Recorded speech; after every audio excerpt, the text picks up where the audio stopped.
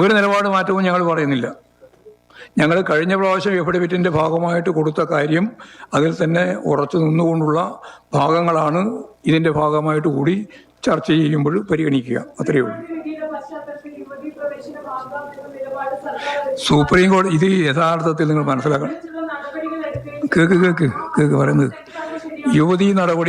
യുവതീ പ്രവേശന നടപടി വേണോ വേണ്ടയോ എന്നുള്ളതല്ല സുപ്രീം കോടതിയുടെ ചോദ്യം. 7 ചോദ്യങ്ങൾക്കാണ് മറുപടി നൽകേണ്ടത്. ആ 7 ചോദ്യങ്ങളിൽ ഈ പറയുന്ന രീതിയിൽ സ്ത്രീകളുടെ പ്രവേശനം വേണോ വേണ്ടയോ എന്നുള്ള ചോദ്യമില്ല. അതുകൊണ്ട് അതിൻ്റെ മേലെ വെറുതെ ആവശ്യമില്ലാതെ ചർച്ച നടത്തേണ്ട കാര്യമില്ല. അത് കോടതിയുടെ ഭാഗമായിട്ട് ഭരണഘടനാപരമായിട്ടുള്ള പരിശോധനയാണ്. അതിപ്പോൾ എല്ലാ മതവിഭാഗങ്ങളുമായി ബന്ധപ്പെട്ടതാണ് ഈ പ്രശ്നം. ഏതെങ്കിലും ഒരു പ്രശ്നം മാത്രമല്ല, ശബരിമല പ്രശ്നം മാത്രമല്ല, ഭരണഘടനാപരമായ പ്രശ്നമാണ്. അതിൽ ഈ യുവതീ പ്രവേശനമോ അതുപോലുള്ള കാര്യങ്ങളോ അല്ല അതിൻ്റെ അകത്ത് ചർച്ച ചെയ്യുന്നത്. ആചാരം അത് പറഞ്ഞു. അല്ല, ഞങ്ങളെ സംബന്ധിച്ചിടത്തോളം അതിൻ്റെ വ്യക്തമായ കാഴ്ചപ്പാട് മുമ്പ് തന്നെ ഞങ്ങൾ പറഞ്ഞതാണ്. ആചാരം സംബന്ധിച്ച് നിയമപരമായ അല്ലെങ്കിൽ ഭരണഘടനാപരമായ പ്രശ്നം മാത്രമല്ല, ആചാരം അതുപോലെ തന്നെ സാമൂഹ്യ പരിതസ്ഥിതികൾക്ക് അല്ല, ലിംഗസമത്വം മാത്രമല്ല, നിരവധിയായ പ്രശ്നങ്ങളുണ്ട്.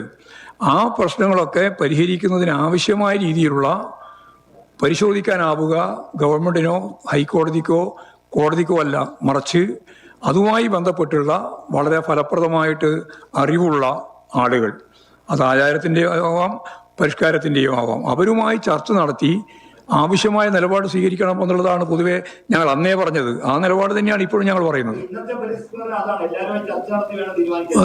തീരുമാനം അല്ല അല്ലല്ല, അങ്ങനെയല്ല, വെറുതെ വേണ്ടാതെ വിശദീകരണം നടത്തണ്ട. അന്നത്തെ കാര്യത്തിൽ കൊടുത്തിട്ടുണ്ട്. ആ കൊടുത്തതിന് തന്നെയാണ് വീണ്ടും ആവർത്തിച്ച് ഞങ്ങൾ പറയുന്നത് ഈ രീതിയിൽ പരിശോധിക്കണം. യെസ്, അതന്നെ, വിദഗ്ധരും പണ്ഡിതരും ഒക്കെ ആയിട്ട് ചർച്ച ചെയ്യണം.